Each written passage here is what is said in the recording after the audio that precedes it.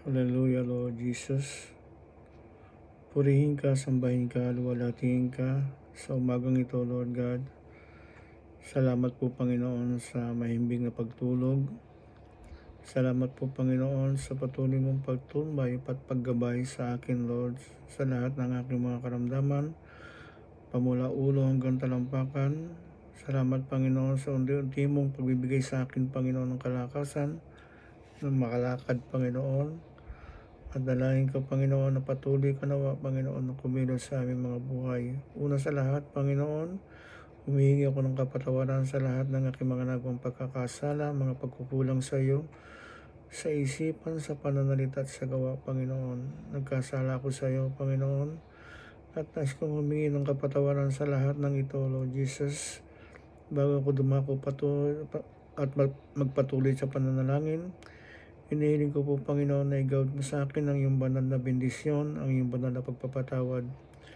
Kaya sa umagang ito, nais ko rin idalangin sa iyo, Panginoon, ang pamilya ni Mike, ni Yasmin, ang aking mga apo rito, si Adam at Tristan, nawa, Panginoon, igawad mo sa amin ang iyong banal na proteksyon, ang leading, O Lord God, at hipuin mo ang aming mga puso, Panginoon, upang patuloy ka naming maramdaman sa aming mga buhay at magkaroon kami, Panginoon, ng pag-asa na makilala ka pa ng lubusan, Panginoon, higit pa sa aming pagkakilala sa ngayon. Lord Jesus, bless us, Lord, with the wisdom, knowledge, and understanding about you, Lord God. We want to know you more, O Lord God. At tulungan mo po kami, Panginoon, na maganap iyon sa aming mga buhay, Panginoon. Hinihiling ko rin sa iyo ang pag-iingat mo kay Yasmin, kay Michael sa kanilang pagtatrabaho, at yung pong pagbabalik ko sa aking trabaho, Panginoon. Patnubayan at tulungan mo po ako, Panginoon. Palakasin mo ang aking pong kanang paa, Panginoon. At ingatan mo rin, Panginoon, ang aking mga apo ng sina Adam at Tristan. Nawa, Panginoon, they may go and grow in the knowledge of you, Lord Jesus. Patuloy ko din dinadalangin sa iyo si Yesamin, si Pastor Hilmer, si Jay at si Jayus. Sila ay mga lingkod mo, Panginoon. At i-provide mo po ang kanilang mga pangangailangan, physically, financially, and most importantly sa spiritual na kalagayan, Panginoon. Sila yung mga lingkod mo, Panginoon. Nagpapagamit sa iyo. Tulungan mo po sila, Panginoon. Huwag mo po silang pagkukulangin. Dalangin ko din sa iyo ang aking pong biyanan, si Inay, na nakarate ngayon, Panginoon, sa karamdaman. Tulungan mo po siya, Panginoon, na gumaling ang lahat ng kanyang karamdaman, pamula ulo hanggang talampakan, Panginoon, pati na rin po yung kanyang sleep disorder, na nawa ito'y malunasan, Panginoon. Lord, alam ko, Panginoon, na dinidinig mo ang aming mga panalangin sapagkat yun ang pangako mo, Panginoon, na whatever we ask in your name, you will do it. And we lean on your promises and stand firm on your words, Lord God.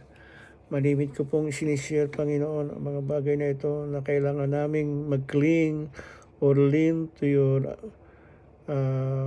promises and stand firm on your word. Kaya tulungan mo po kami, Panginoon, na makarecover, Panginoon, normally ang aming si Inay, Lord God, at lahat ng may mga karamdaman sa aming pamilya, sa side ko at sa side ni Mami, ang aking ama na may karamdaman rin, pagalingin mo siya, Panginoon. Tulungan mo nawa, Panginoon, na ang mga karamdaman ito, Panginoon, nagsisilbing hadlang upang kami makapaglingkod sa iyo, ay mawala na, Panginoon.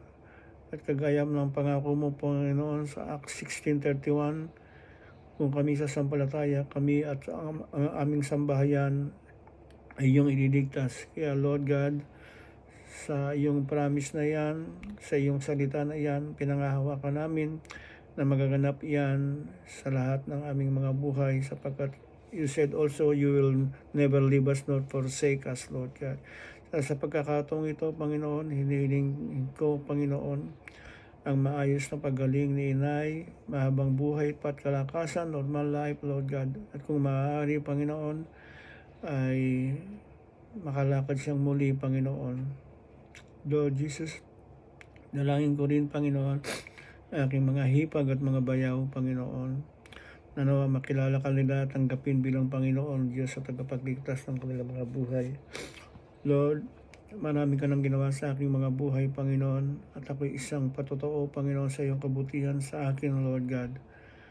Salamat, Panginoon, sa patuloy mong pag-iingat sa akin at sa aking sambayan na pinangako mo, Panginoon, na kung ako'y sasampalataya sa iyo, ako at ang aking buong sambahayan ay iyong ililigtas. Kaya Lord God, I cling to that promises, Lord Jesus, at nawa, Panginoon, sa iyong panahon, in your time, na nawa ay makakilala kaming lahat sa iyo, Lord God.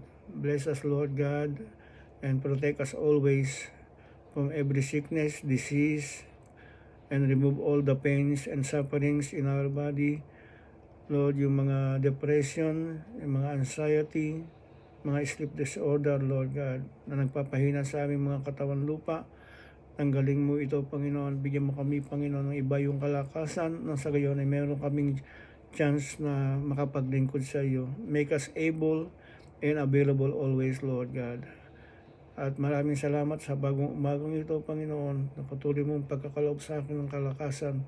Purihin at sambahin ang iyong dakila at makapangyarihang pangalan. And I pray all of these things in Jesus Christ's name. I pray, Amen and Amen. Thank you, Lord Jesus.